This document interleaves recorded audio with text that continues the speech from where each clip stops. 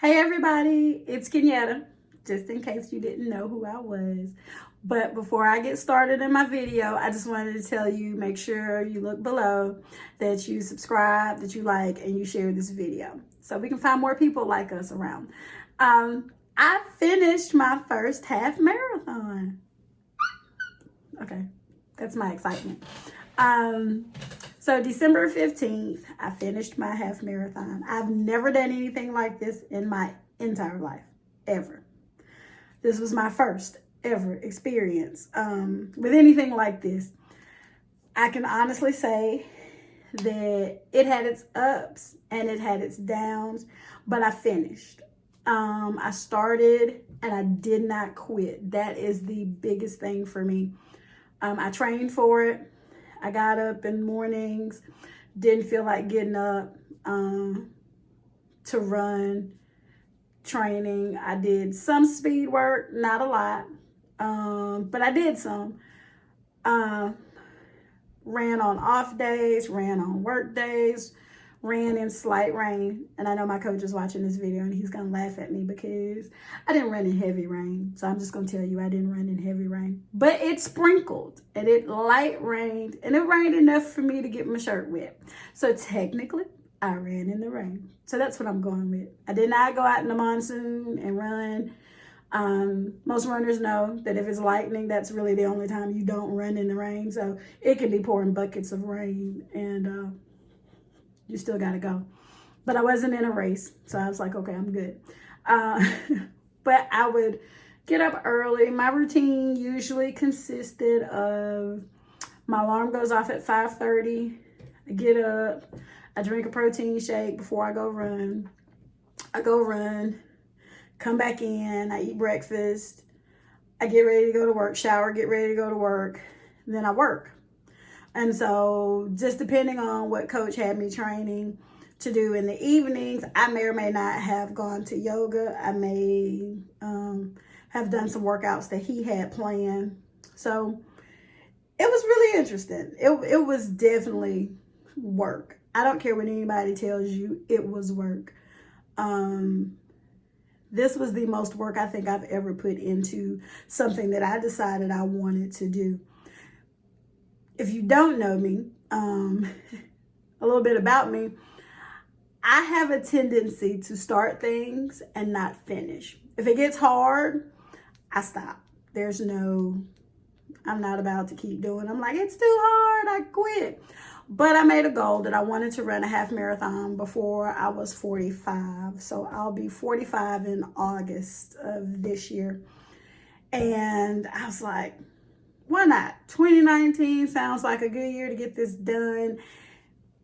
And that's what I did. But I knew that I wasn't going to do it in my own strength and my own power. So I'm just going to tell you that. So that's why I got a coach. So on the days, I had somebody accountable too.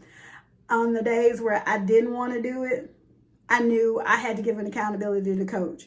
Coach wasn't going to buy my excuses because, we all got excuses and I would try some, but I didn't really try a lot of excuses because I knew coach was going to hold me to them.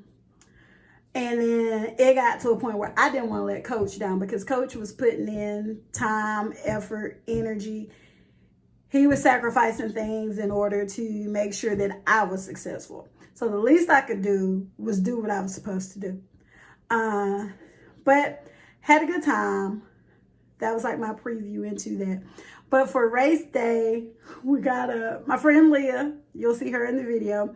She came down from Birmingham to run this race with me. So you'll see her. There are some clips in this video that are going to crack you up because at the beginning, I was hype. Somewhere around mile 7 or 8, didn't seem like such a real good idea anymore. Like, but my car is all the way back. So you got to finish. But my biggest goal was to get my medal. I'm gonna hold it up. Y'all see my medal? I'm gonna focus it. Isn't it cute? I love it. I worked hard for this medal. I have to tell you the funny story about the medal a little bit towards the end.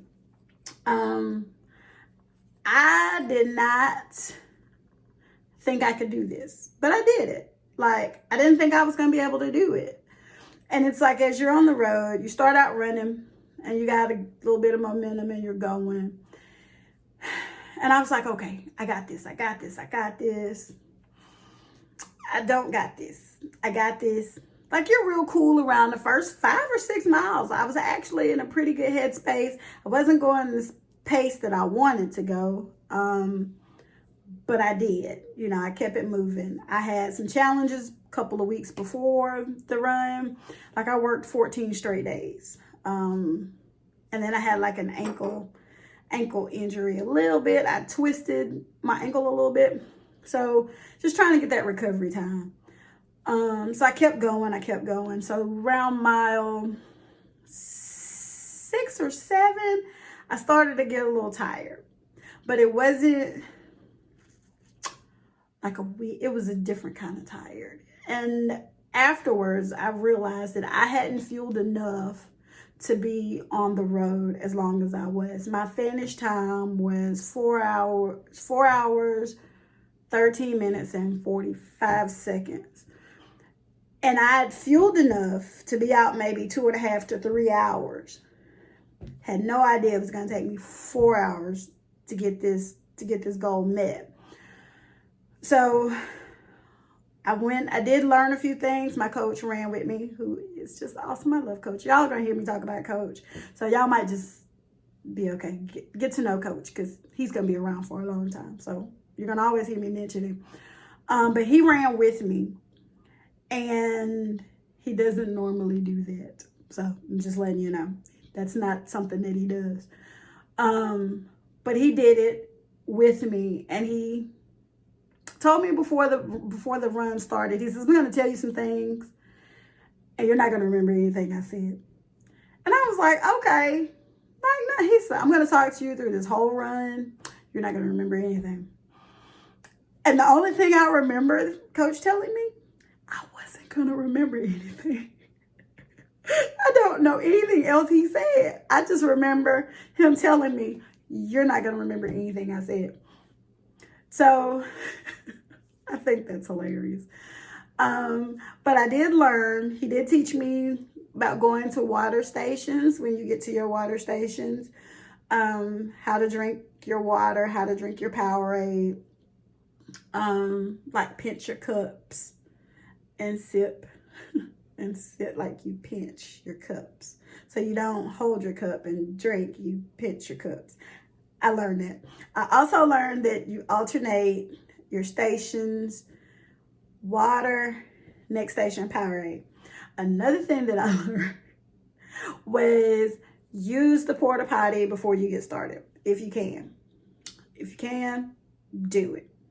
Because everybody stops at the first station because they didn't use the porta potties at setup, which is why it's really full. Like, you got a really long line. So there was like a really long line. But if I could make it to the third station, second or third station, I'd be okay. But not your girl. Because your girl didn't have to go. Who has to go at the first station? This girl. Who had to stand in line? This girl. So it shaved off a little bit of time. It added some time to my actual run. But we kept it moving. And then I did learn to, in my head, I learned to just kind of pick people off. I like focus on somebody, and then I go as fast as I could, as long as I could, to either try and catch up with them or pass them.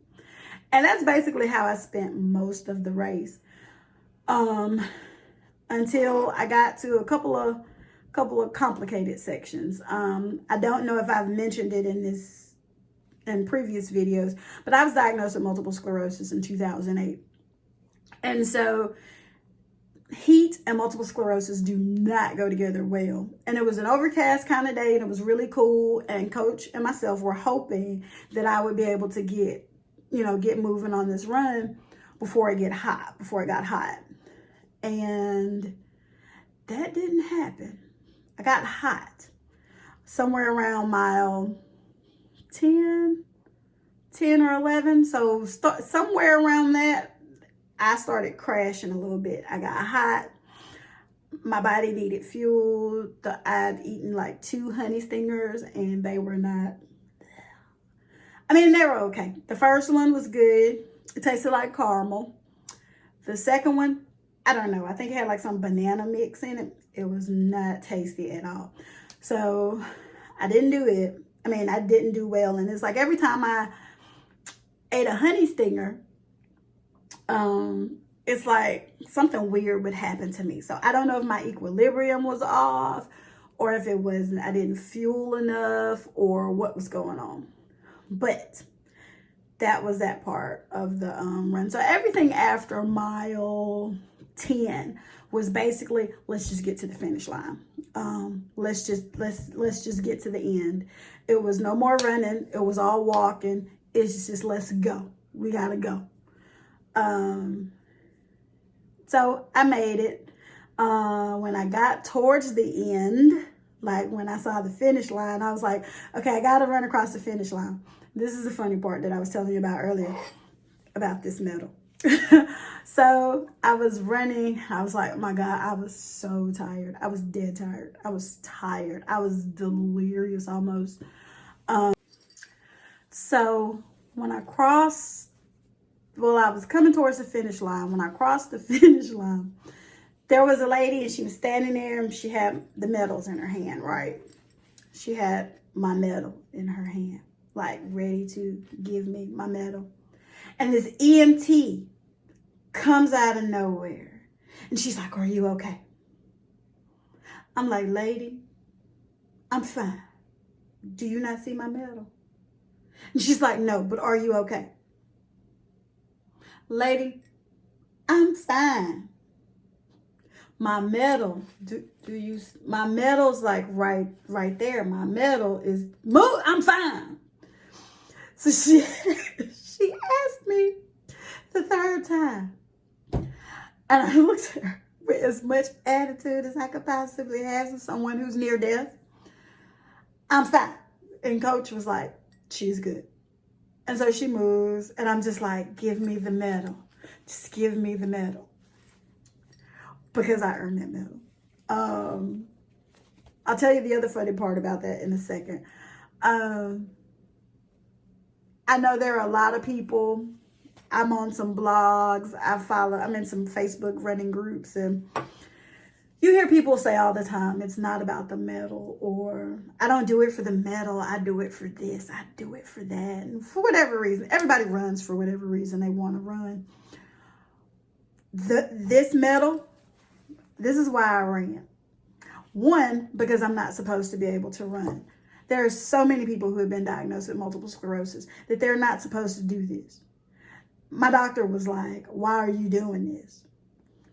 I did it anyway. I got up. I had cold wraps on me in the summer. I'm running in the middle of summer when it's 90 degrees in Alabama, when it's 103 degrees in Alabama, and I'm out here running because I wasn't supposed to. Heat does not do well with MS, as I stated before. So I could have a possible flare up, but it was important to me.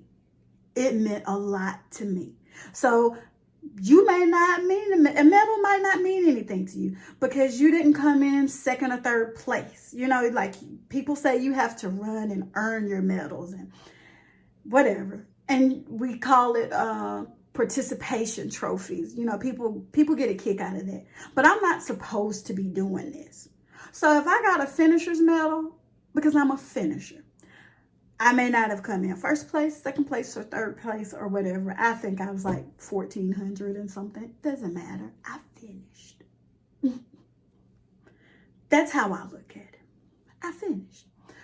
And I signed up for another one. So I'm already in training for another one. So stay tuned for that. I'll keep you posted. I'm going to try and be a little bit more consistent with my videos. So I'm sorry y'all had to wait 2 weeks for this video, but work with me. I'm still learning this.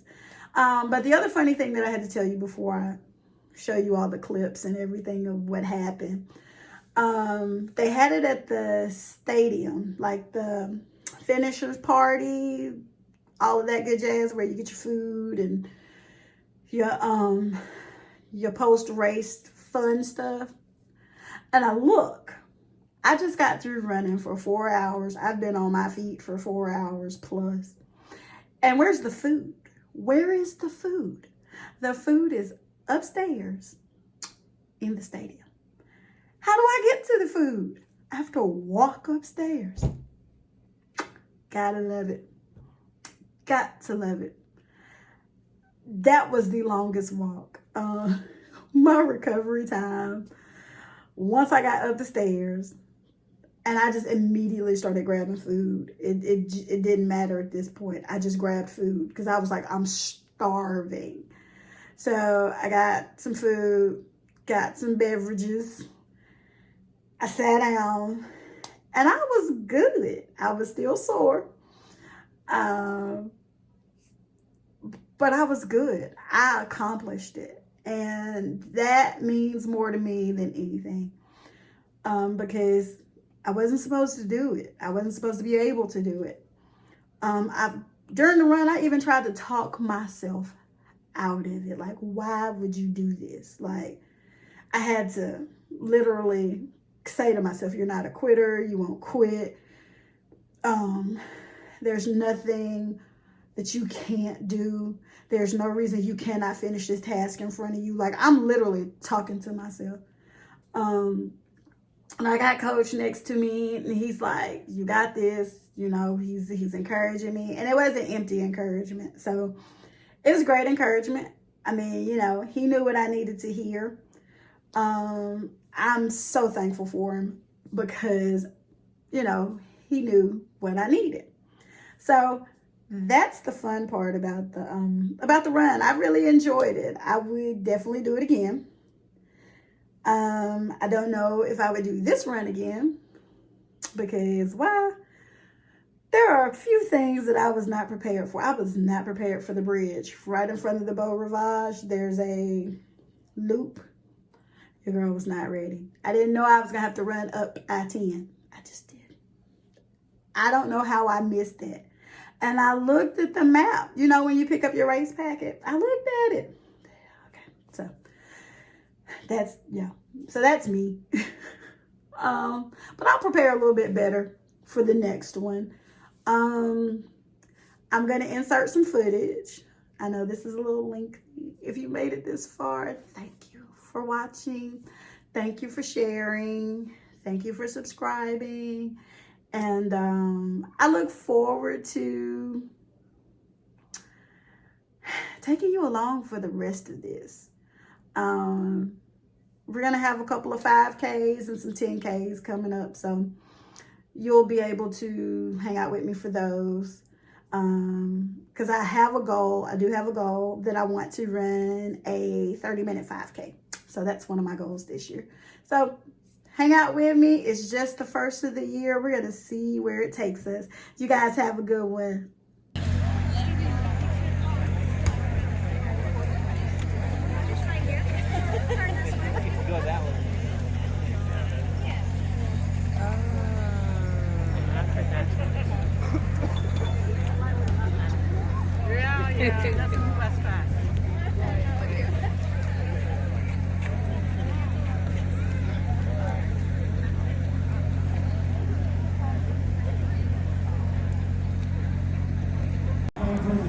So we're walking to the starting line.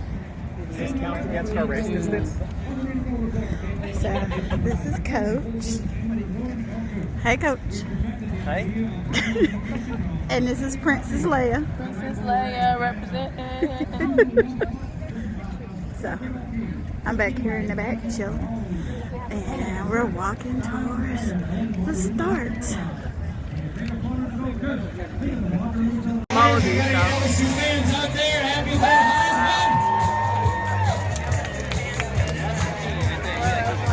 Yeah, it wasn't worth it anymore. But like I said, I really wasn't drinking it anyway. And racist now.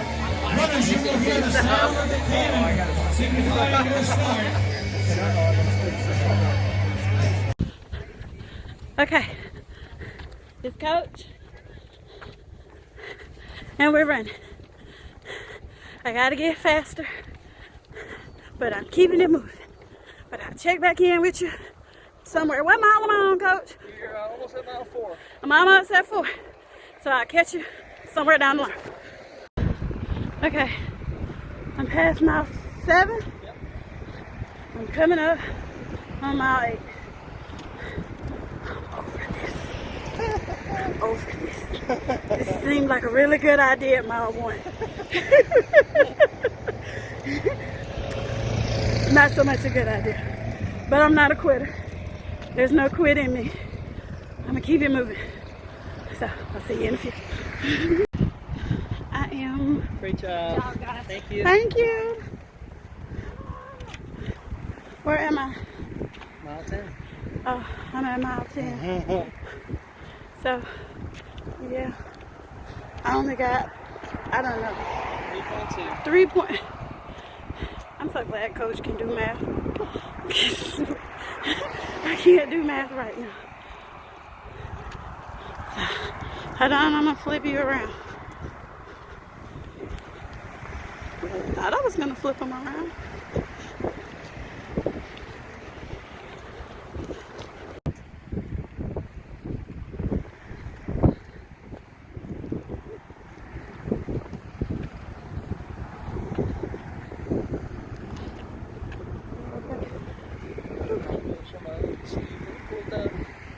You didn't want to lose your socks. No, I wear my socks. I'm worried about where my sleeve is, so it's not pushing against my individual band or anything. We're going up the interstate. We're very close to the end. Very, very, very close to the end. I would prefer closer, but we're close to the end.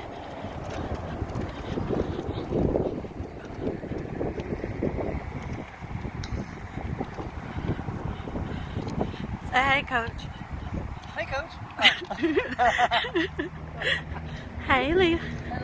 Say hi, Stephanie.